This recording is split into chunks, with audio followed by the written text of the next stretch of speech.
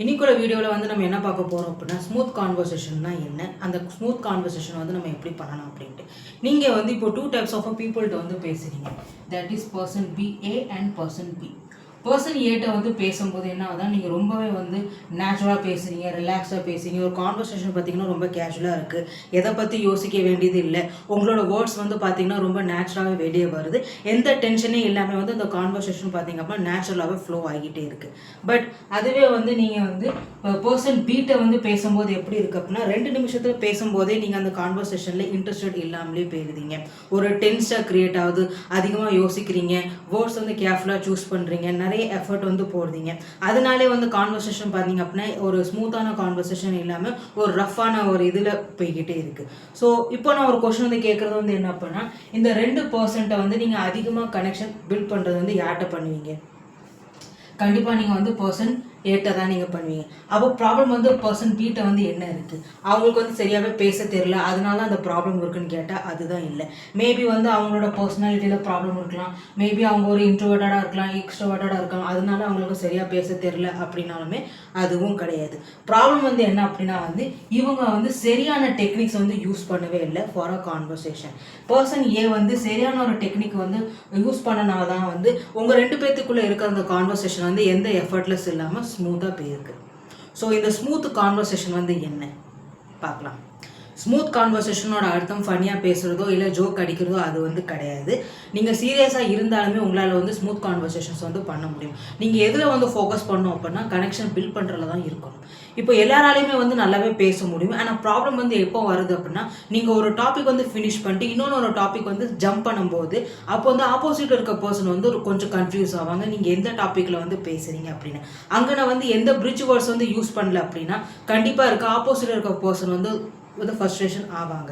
So நம்ம ஒரு idea share பண்ணுறோம், ஒரு டாபிக் வந்து ஷேர் பண்ணுறோம் அப்படின்னா ஒரு டாபிக் முடிச்சதுக்கப்புறம் 2வது டாபிக் போகிறதுக்கு முன்னாடி ஒரு ஸ்மூத் ட்ரான்சாக்ஷன்ஸ் வந்து யூஸ் பண்ணோம் அப்படின்னா ஆப்போசிட் இருக்க பர்சன் வந்து ரிலாக்ஸும் ஆவாங்க. உங்கள் 2 பேர்த்துக்குள்ள இருக்க கான்வர்சேஷன் பார்த்தீங்க அப்படின்னா ஸ்மூத்தாக ஃப்ளோ ஆக ஆரம்பிக்கும்.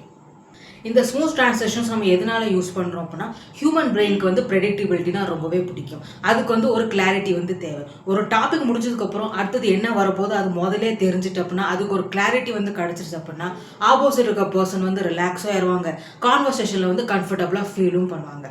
பட் அதுவே வந்து நீங்கள் ஒரு டாபிக் வந்து ஃபினிஷ் பண்ணுறீங்க, நெக்ஸ்ட் டாபிக் போகிறதுக்கு முன்னாடி எந்த பிரிட்ஜ் வேர்ட்ஸும் நீங்கள் யூஸ் பண்ணல, சடனாக நீங்கள் ஜம்ப் பண்ணுறீங்க அப்படின்னா லிஸ்னஸ் வந்து கன்ஃபியூஸ் ஆவாங்க, அவங்களுக்கு அன்கிளியராகவே இருக்கும். நீங்கள் எதை பற்றி பேசுறீங்க, எந்த டாபிக் பற்றி வந்து நீங்கள் பேசுறீங்க அப்படின்னு அவங்களுக்கு வந்து புரியாமலே போயிடும். அதனால என்ன ஆகுது அப்படின்னா கண்டிப்பாக வந்து இந்த கான்வர்சேஷன் அவங்களுக்கு ஒரு தலைவலியை தான் கொடுக்கும்.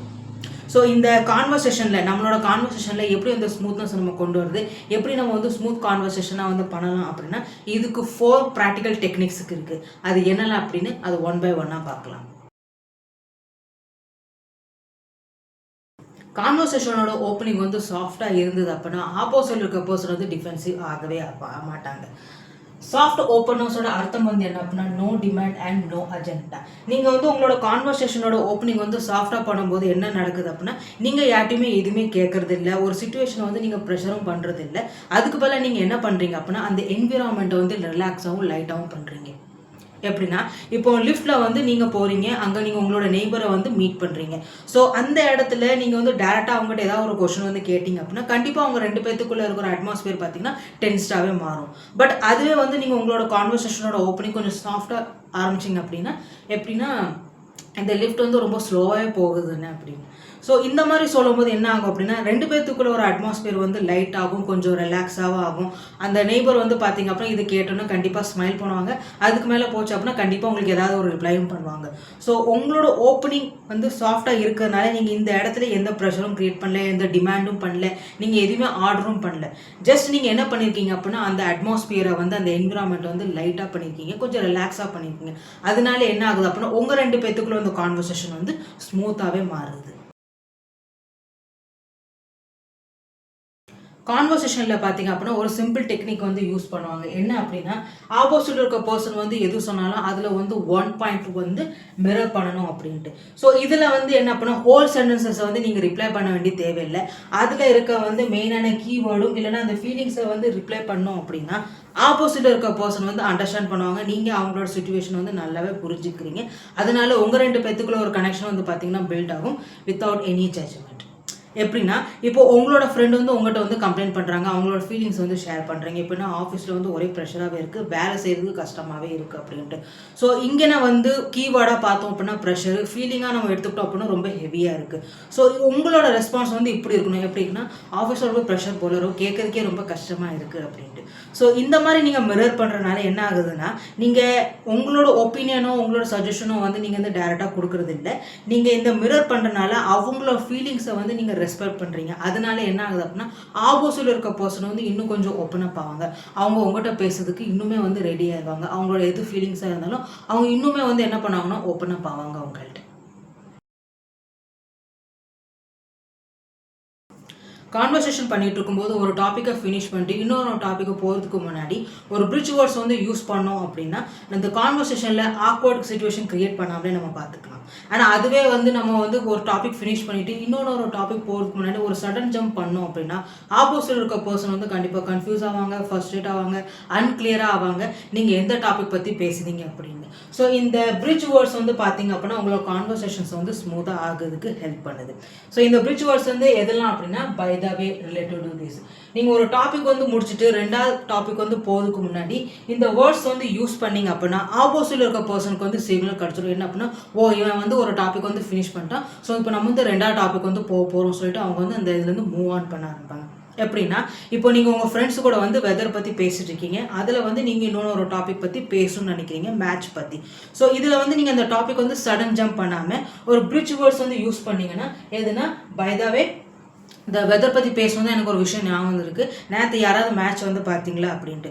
ஸோ நீங்கள் வந்து ஒரு எந்த சடன் ஜம்பும் பண்ணாமல் வேற ஒரு டாபிக் வந்து சேஞ்ச் பண்ணாமல் இருக்கிற டாபிக் ரிலேட்டடாகவே இன்னொரு டாப்பிக்கை நீங்கள் இன்ட்ரடியூஸ் பண்ணுறீங்க, ஒரு லிங்க் வந்து அங்கே க்ரியேட் பண்ணுறீங்க. இதனால என்ன ஆகுது அப்படின்னா உங்கள் ஃப்ரெண்ட்ஸுக்குள்ளே எந்த கன்ஃபியூஷனும் இருக்காது. நீங்கள் பண்ணுற அந்த கான்வர்சேஷன் பார்த்தீங்க அப்படின்னா ஸ்மூத்தாகவே நேச்சுரலாகவே ஃப்ளோ ஆகிட்டு போகும். கான்வர்சேஷனில் எந்த அளவுக்கு ஸ்டார்ட் அண்ட் மிடில் வந்து ரொம்ப ரொம்ப முக்கியம், அதே மாதிரி சாஃப்ட் எண்டிங் ரொம்ப ரொம்ப முக்கியம். உங்களோட கான்வர்சேஷனை வந்து நீங்கள் சாஃப்ட் எண்டிங் வந்து கொடுத்தீங்க அப்படின்னா ஒரு நல்ல இம்ப்ரெஷன் வந்து க்ரியேட் ஆகும். அதோட பார்த்தீங்கன்னா ஒரு பாசிட்டிவ் ஃபீலிங்கும் இருக்கும். ஆனால் அதுவே வந்து நீங்கள் கான்வர்சேஷனை வந்து சடனாக நீங்கள் கட் பண்ணிட்டு போனீங்கனாலும் இல்லை எதுவுமே சொல்லாமல் நீங்கள் வந்து போயிட்டீங்க அப்படின்னா கண்டிப்பாக அந்த சுச்சுவேஷன் பார்த்தீங்கன்னா ஒரு ஆக்வர்டாக தான் க்ரியேட் ஆகும். எப்படின்னா இப்போ நீங்கள் உங்கள் ஃப்ரெண்டுகிட்ட வந்து பேசுகிறீங்க, நீங்கள் வந்து அந்த கான்வர்சேஷனை வந்து முடிக்கணும்னு நினைக்கிறீங்க.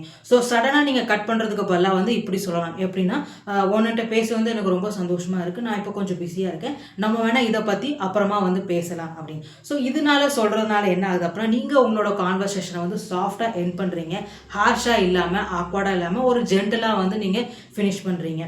அப்புறம் அப்ரிஷியேட்டும் பண்ணுறீங்க. நெக்ஸ்ட் வந்து என்ன அப்படின்னா நீங்கள் வந்து ஒரு அடுத்த வாட்டி ஒரு கான்வர்சேஷன் பண்ணுறதுக்கு வந்து ஒரு ஆப்பர்ச்சுனிட்டி வந்து அந்த இடத்த வந்து கிரியேட் பண்ணுறீங்க.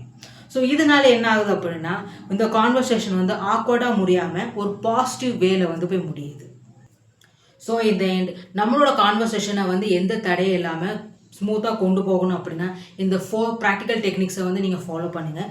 கண்டிப்பாக இந்த 4 ப்ராக்டிக்கல் டெக்னிக்ஸ் உங்களுக்கு கிளியராக புரிஞ்சிருக்கும்னு நினைக்கிறேன். ஸ்மூத் கான்வர்சேஷனோட சீக்ரெட் வந்து அதிகமாக பேசுறது கிடையாது, எப்படி நீங்கள் வந்து ரைட் வேல வந்து ஹேண்டில் பண்ணுறீங்க அதுதான். எப்படி நீங்கள் வந்து கான்வர்சேஷனை வந்து ஸ்டார்ட் பண்ணுறீங்க, எப்போ நீங்கள் பாஸ் பண்ணுறீங்க, எப்போ நீங்கள் வந்து டாபிக்ஸ் வந்து சேஞ்ச் பண்ணுறீங்க, அண்ட் எப்போ நீங்கள் கான்வர்சேஷனை வந்து எண்ட் பண்ணுறீங்க, அதுதான் ரொம்ப ரொம்ப முக்கியம். எந்த அளவுக்கு நீங்கள் வந்து ஸ்மார்ட் வேல வந்து ஹேண்டில் பண்ணுறீங்களோ அந்த அளவுக்கு உங்களோட கான்வர்சேஷன் வந்து ஸ்மூத்தாகவே இருக்கும்.